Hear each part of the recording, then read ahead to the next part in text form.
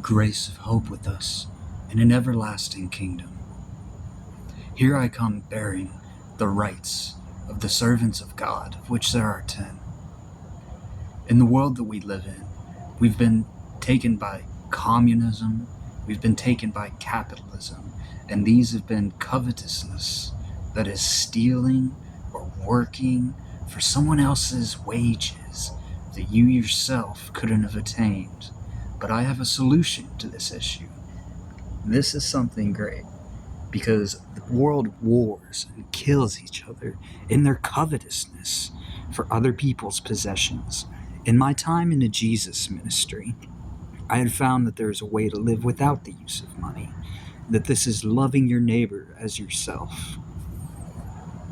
When other people care for people with less, because of the capitalistic understanding where someone can make $200,000 and another man only make $10,000 a year, then these people, by the law of God, are expected to care by the same wealth that they make to their neighbor, which is 50%, making that $200,000 $100,000. Now, if a poor man does it, he's only living on $5,000 a year, right? Now, this isn't actually fair in a world where we all share the resources. What resources we can all have together has been divided among the nations in the world, and these aren't distributed fairly based on the workers and human equality. A lot of people have talked about how there's a war over equality, but what solution do we have? I have many solutions. One of the solutions is even to the global climate crisis, which I've worked on since I was a very young child. And when I did develop this progression rating system of governance that does issue 10 rights, such as the right to worship and serve the God who made this earth and the heavens above us. Also the 10th right, the right to the kingdom of God at trials, and the 9th right, the right to fair and unbiased trials. Of course, there are other rights to be handed to the servants, but I wouldn't give them all here, because the world is always warring and selling themselves for something that somebody else has, when the fact of the matter is the resources that we accrue as a community, like how Jesus had held a coin bag with his 12 disciples and they all shared it. These divisions of the nations aren't sustainable in a one-world government. It's not even sustainable in a small government.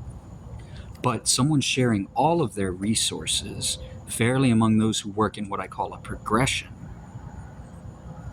would be able to work this kingdom. Now, I'm going to keep my videos short, but I'm going to be teaching you about what it takes for us to save the world. For example, we know that metals, when laid down on the ground, can conduct magnetism. It would be simple enough to take a little bit of magnets and push a metal cart over them to levitate it. However, there's a problem of weight for transportation. This can be counterbalanced with electromagnetism to increase the electromagnetic force. Instead of using the gas guzzling machines that destroy the world and put so much money, let's say $2,000 plus $20,000 divided by 2 is $11,000. And that's just the average if you got one guy taking a $20,000 car and one guy taking a $2,000 car. So $11,000 on one car can easily be spent on putting these magnets in the street. And I've tried to get this across to people many times, so that by laying down roads, which we have done, we have laid a foundation for the future, that all we would have to do is put some electromagnetic stripes down onto these roads and set up carts. These should be controlled by the government in the system that we'd be able to share them. And gas and diesel machines can still be used by the government police, firefighters, paramedics, etc. But they're not necessary for anyone who's not in an emergency situation.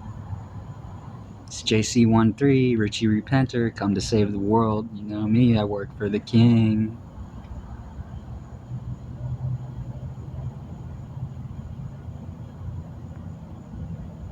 Forevermore.